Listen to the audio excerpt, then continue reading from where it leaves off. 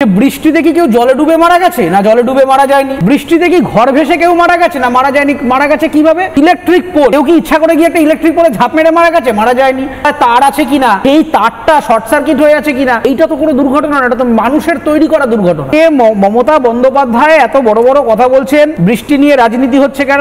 কেউ রাজনীতি করতে চাইছে না। রাজনীতি করা হচ্ছে জীবনের দাম নিয়ে। দিনের পর দিন ধরে কলকাতা শহরটাকে নষ্ট করেছেন। আপনার পলিসি সম্পূর্ণ ভুল।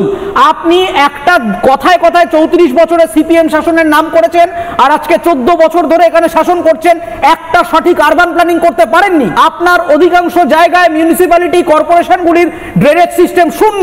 যে গভর্নমেন্ট এখন রান করছে, কোথায় কোথায় মমতা বন্দ্যোপাধ্যায়ের জয়ধ্বনি দিয়ে একটা ঘটনা ঘটছে। মানুষের জয়ধ্বনি দিয়ে পলিসি চলে না। পলিসি চালাতে গেলে পলিসি মেকার হতে হয়। আপনি কখনো বিজেপিকে প্রশ্ন করবেন, কখনো বামেদের দোষ দেবেন। আপনি কি করছেন সেই উত্তরটা দিন।